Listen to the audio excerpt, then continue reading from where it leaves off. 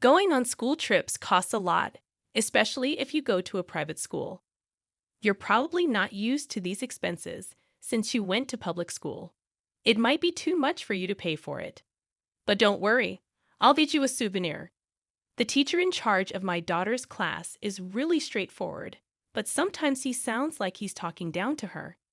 No one should talk down to or ignore others, especially not a teacher to a student. I'm Natalie. My brother and I were left without parents when we were young because they died in a bad car crash. I was only 8, and my brother was 15. After our parents died, our relatives had to figure out what to do with us.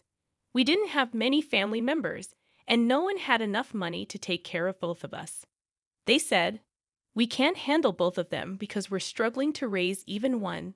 They already had 2 kids of their own, so having twice as many was out of the question.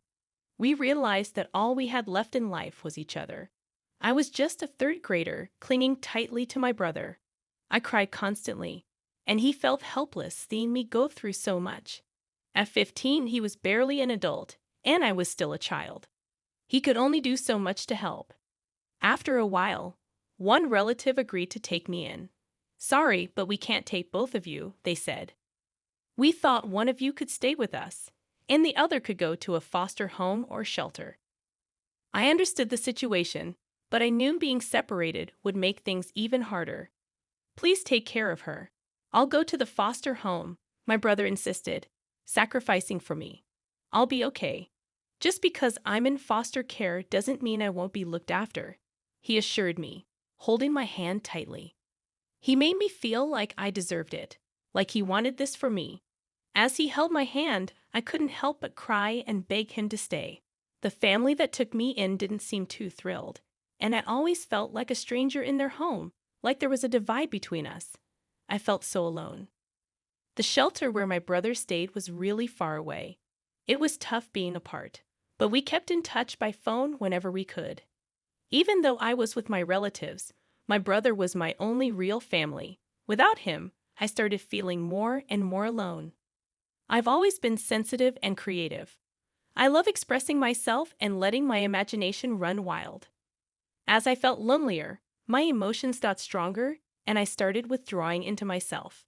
Through middle and high school, that feeling of loneliness stuck with me.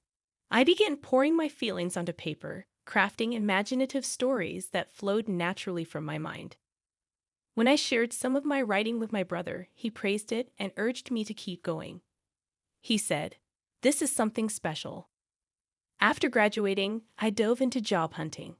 With my passion for reading, I landed a job at a small publishing company that focused on literary magazines. If it had been a bigger company, I might not have applied, not because I wasn't qualified, but because it wouldn't have felt right for me. I put everything I have into my writing. It's kind of an obsession for me. I wanted to show my gratitude to the family who took me in and reassure my brother that I'm doing fine. Starting my first job was tough, and I made my fair share of mistakes, but I kept pushing myself, and before I knew it, 5 years had flown by. At the time, I was working in the editorial department, assisting one of the top writers. This writer had real talent and even won an award for his work. As his editor, I did my best to help him whenever he hit a roadblock. I shared my creative insights and gave feedback to help him improve. When my boss praised me, saying, "Natalie, I don't know what I'd do without your creative mind," it felt incredible. We had a strong bond in our working relationship. And then he surprised me by saying, "Natalie, you're not just the perfect partner at work, but in life too. Will you marry me?" I was totally caught off guard by his proposal. It was unexpected, especially since we hadn't openly dated or been romantically involved. But considering how close we were from working together, we knew a lot about each other. So I said, "Yes, I want to spend forever with you." And it just felt right. My brother was thrilled about our wedding. We hadn't spent much time together since we lived apart, so I couldn't wait to see him again.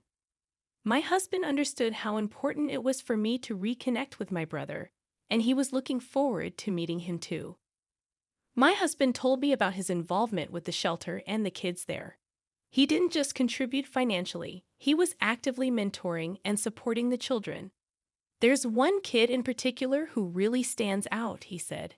"He's driven and hardworking, and he even calls me Big Bro." He was glowing with pride, and I couldn't help but feel proud of him too. 2 years into our marriage, we were getting ready to welcome a new addition to our family. My husband's writing was gaining recognition, and he credited it to my advice and support. "Thank you for always believing in me. I love you," he'd say, making me feel so appreciated. Our daughter, Nicole, was born, and our lives were filled with joy and excitement. She was bursting with energy, and we were over the moon.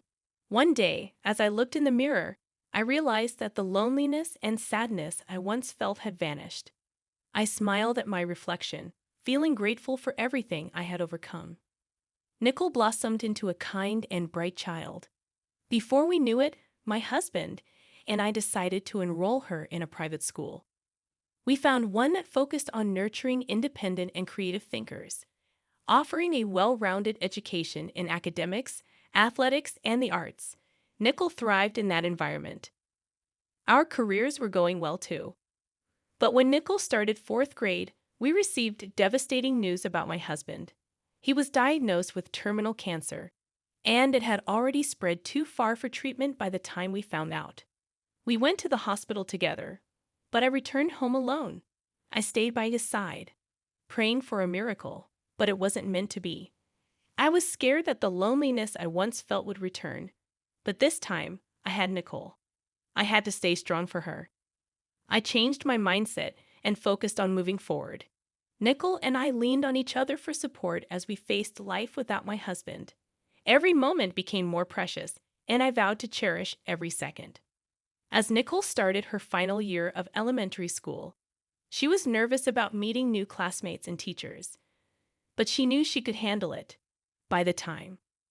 As the first semester ended, I noticed Nicole became increasingly quiet about school, especially after spring break. Starting the second semester of 5th grade, she seemed even more distant.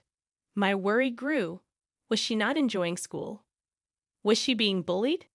But as the second semester neared its end, nothing changed. Today, I had to confront her. I couldn't ignore it any longer. "Hi, I'm Nicole, and I'm in 5th grade. Last year, my dad passed away, and it was really tough for me and my mom. But my uncle helped us through it, and I'm grateful my mom was able to heal. I was excited to start 5th grade, even though I knew I have a new teacher and classmates, except for one friend from last year. Our teacher is 28 and has been teaching for 6 years. He kind of gives off an older, annoying brother vibe. Our teacher wanted to get to know us better, so he had us fill out a get-to-know-me worksheet. Then he planned to interview us individually based on our answers. When it was finally my turn, he said, 'Your favorite subject is English, right?' I love reading too. But then he mentioned my dad's passing and my mom raising me alone, and I didn't like his tone. 'Just wondering, what does your mom do for work?' My mom works as a contract employee at a publishing company. After my dad passed away, she switched from full-time to contract work for the flexibility. I told her she didn't have to, but she prefers it. It's kind of like working part-time. How do you guys afford the school? You must be having a tough time." It felt like my teacher assumed we were barely getting by. It didn't seem sincere. Then he made more comments about our finances, like he pitied us, like we were pathetic. His attitude during that conversation really bothered me, so I tried to avoid him afterward. But he kept approaching me, usually when I was alone, and would say things like, "Struggling with money is stressful, right? Is your mom still working part-time? Can you afford next semester's tuition?" I tried to brush it off and be mature about it. Once, I even argued back, saying we weren't poor, but he didn't stop. So I decided it was best to keep my distance. He laughs and thinks it's because he's right. I decided to stop talking to my mom about school altogether because I didn't want to involve her. I could tell she was getting worried about me. Then, over spring break, my teacher assigned us a book to read, a popular novel by an author named Curie. The main character had a tough childhood but eventually succeeded in life. After class, my teacher approached me when I was alone. That book starts with a rough childhood, which I bet hits close to home for you, he said. But let's be real, life isn't like a fairy tale. People from poor backgrounds usually stay that way. It's a cycle, you know? He laughed and sarcastically apologized for making me read it. I felt so alone and powerless. I couldn't believe he was my teacher. I dreaded going back to school after spring break. I wanted to change my attitude to stop worrying my mom, but my teacher kept picking on me. I couldn't understand why he enjoyed taunting me. I tried ignoring him, but one day I couldn't take it anymore and snapped back. He was speechless at first, then angry. As he walked away, he muttered, "You're a feisty one, aren't you? I'll remember this." That's when I realized I should have just ignored him. At the end of the school year, there's this big 5th grade field trip everyone's excited about, even though it's not happening yet. People in class started buzzing about it, and once again, the teacher singled me out. Those school trips are pricey, especially compared to public schools. "Wonder if you'll have to sell the house to afford it," he said with a smirk. "I'm looking forward to it, but hey, don't sweat it if you can't make it. It's a luxury, and you've got more important things to worry about. Better to stay home." He even hinted it would be better for the school if I didn't go, like payback for snapping at him. Then there was this incident where a classmate's Nintendo Switch went missing. The teacher insinuated that kids from poor families might have stolen it out of jealousy, looking straight at me. My friend started asking questions, but I kept quiet to avoid his smart remarks. Later, when we were discussing middle school plans, the teacher suggested I reconsider staying at the private school. He doubted my mom could afford it and suggested we look into public school instead. He kept belittling us, saying it's stupid to stretch beyond our means. I couldn't take it anymore. I stormed out of the conference, tears streaming down my face. I was so frustrated with him. When I got home, my mom sat me down and asked what was really going on, so I told her everything. I was speechless hearing my daughter's words. I couldn't believe she'd been dealing with harassment at school, especially from her teacher. She didn't want me to worry, so she kept it all inside. I hugged her tight, apologizing for not knowing. I knew I had to talk to the teacher right away. I decided to record our conversation on my phone, just in case. "I assumed you'd be working hard, just like I am." His response confirmed my daughter's story. I demanded to know why he felt entitled to speak so horribly to Nicole.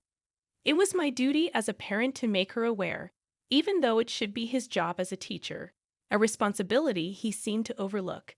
He had the audacity to suggest we send Nicole to public school if we were struggling financially, but he was wrong. We've never faced financial instability in our lives. His assumptions about our situation were unfounded.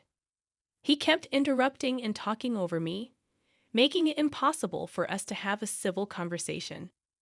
His immature remarks pushed me to my limit. I warned him sternly, "That's enough. Don't ever speak to my daughter like that again, or there will be consequences." With that, I stormed out, leaving him speechless. After our confrontation, Nichols said he stopped bothering her altogether.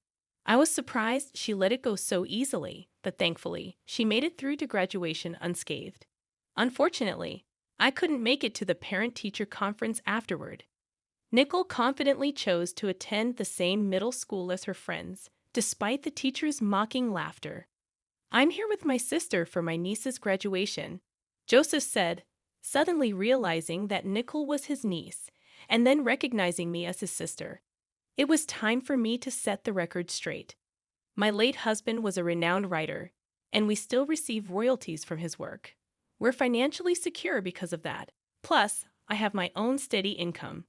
He was stunned. "The author Kiri, whose work inspired you and whom you admired, is actually me. It's a pseudonym I used. You can imagine the royalties from that alone."